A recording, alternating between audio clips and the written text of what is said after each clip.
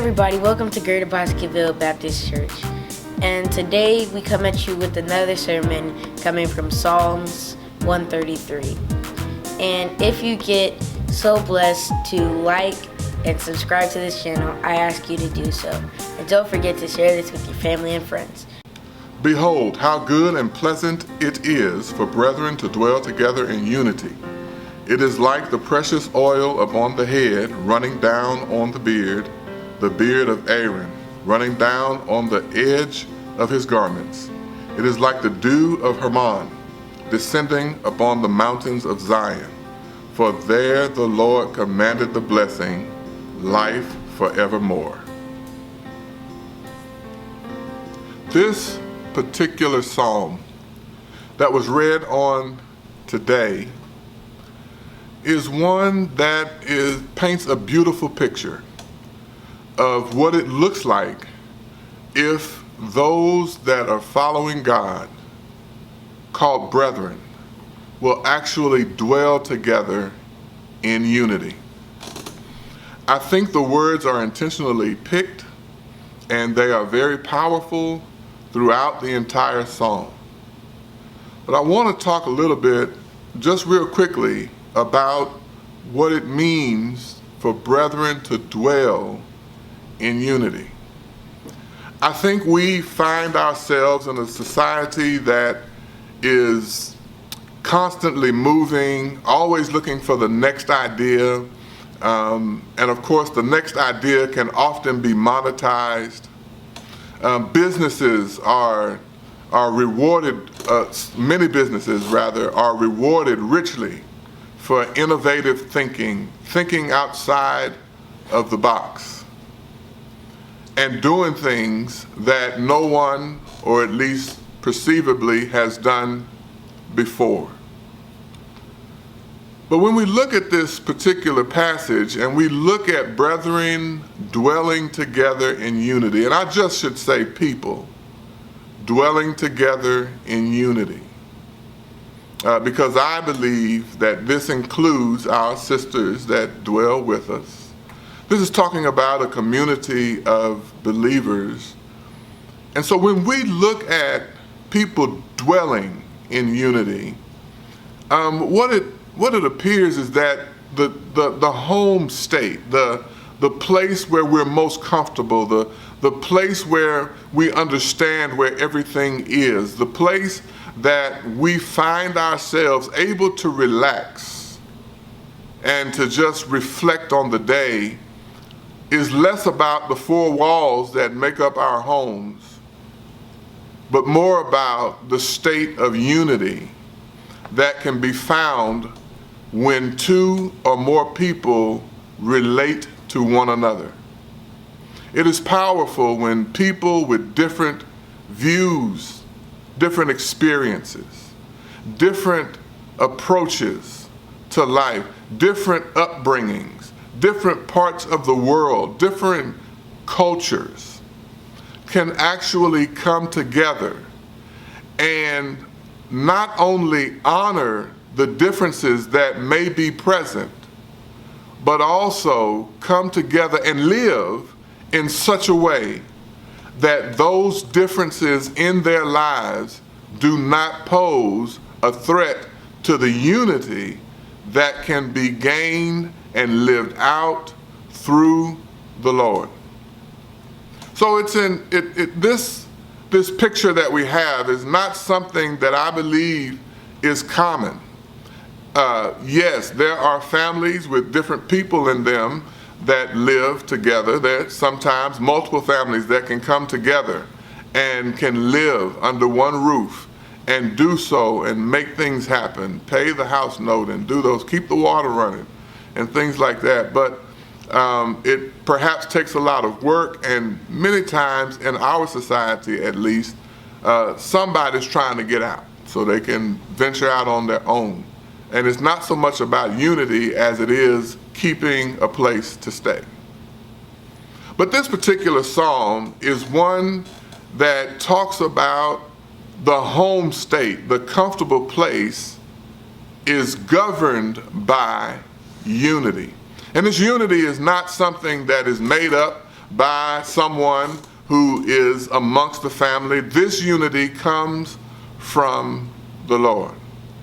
This is a unity that is not one that is around a particular hot topic of the day. This is not a unity around politics or even policy that governs health, women's health, stores, businesses. This is not a unity about policies on education and things like that. While all of those things are very important, all of those things need a unifying core. What this particular passage is talking about, and it is something that I think that we should work more at in our society, is a unity that actually is based and founded in the principles of God and His Word. So when we look at this unity and how this psalm describes it, it talks about it being much like the oil. It is like the anointing oil that is poured on the head of Aaron, and it flows through his beard, and actually it flows all the way down to the edges of his garment. But it's back in Exodus, I believe, where we find almost the makeup, the recipe for this oil that's being referred to, this holy oil. There's myrrh, there's cinnamon, there is cane, and there is cassia, and all of that is mixed in with olive oil to make this anointing oil. And when this oil is described, when the ingredients are given, what we find is this particular mixture of ingredients is what the Lord called a holy oil. It's separate from any other oil. This is not an oil that you're going to cook with. This is not an oil that you're going to just make on a whim. This is an oil that is particularly made for the anointing of the priest. And what I love about the fact that we have this oil with these different ingredients is that every ingredient individually is separate from the other. If they were all alike, I couldn't tell myrrh from cinnamon. I couldn't tell cinnamon from cane. I couldn't tell cane from cassia. It is these different things individually, they don't mean much. Certainly God could have said, well, just take a bunch of myrrh and mix it in with olive oil and you will have the holy mixture. No, He takes these different spices, these different things that come together, and when they're all mixed together, it is a sweet fragrance.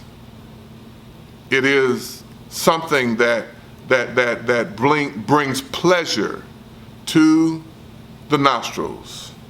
It is a very sacred oil, not one that's just made any different time, but it comes together. It works together in order to be the holy oil. It comes together holy and holy, which I'm trying to get us to understand a little principle here, that all of us come from different walks of life. We've had different experiences. We've had some joyous occasions. Perhaps we've had some struggles along the way.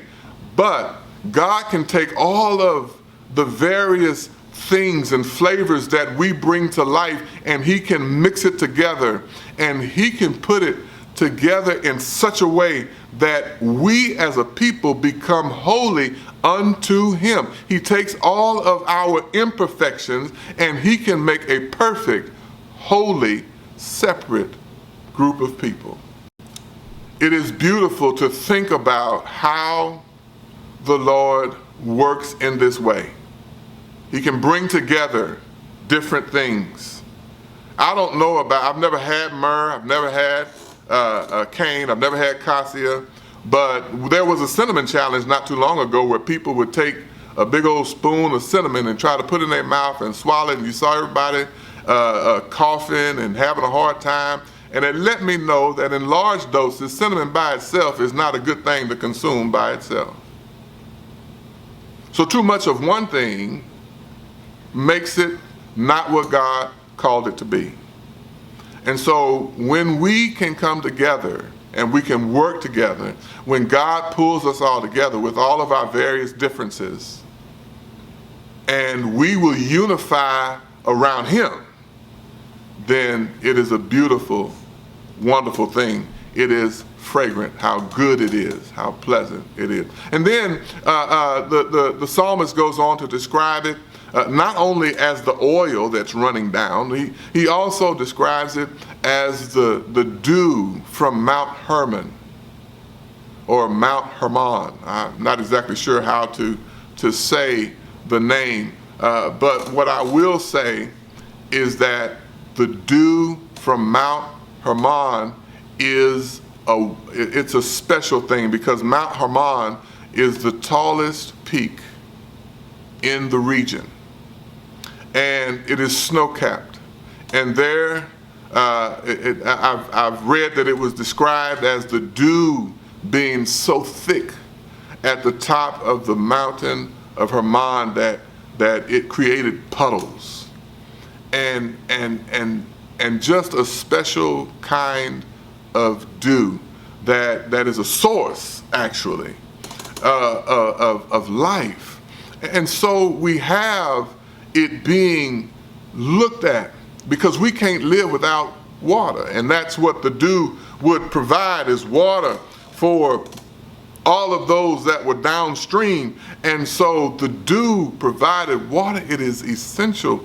And so the unity that is being brought up in this chapter is not only something, it says it's good and pleasant, but I'd also like to say that the anointing oil is something that is sacred before God, something made because God said make it, and he called it holy, so it makes the oil holy. And then the water that comes from the dew at the top of Mount Hermon, you find that water is essential. And so this unity is supposed to be something that is not only sweet and pleasant, not just for everybody else to enjoy, it is also sweet and pleasant for those that are dwelling in it. And then it's also essential for those that call themselves the children of God to show that they are the children of God. It is difficult for the family of God to declare his goodness if we are not unified. We've got to find a way, my brothers and sisters, to put unity at the forefront. Unity, the unity of God, the ability to recognize people's differences and to allow those differences to come, and then focus on God. The focus on God should be the unifying factor. The focus on God should be the unifying factor that we live by as children of God, which means we take his commands seriously, we take the things that he has designed seriously, and we live it out. Not to the exclusion of other people, not to make sure that people can't come in our doors, not to make someone feel bad or less than, to ostracize people. That is not what we are to do. We are supposed to live in unity, hold the commands of God. None of us are perfect, but we rely on God to change the hearts of men and women all over this world. It is not our job to change hearts. It's not our job to eradicate sin. We can speak against sin. We are supposed to speak against sin. We are supposed to not participate in sin. We are supposed to stand against sin. But while we're doing that, we love the sinner, because all of us are sinners. None of us came to the house of God, to the place of God, to the throne of God. None of us who are living down here came without scars. None of us came without sin. None of us came clean. We all had to be cleaned up.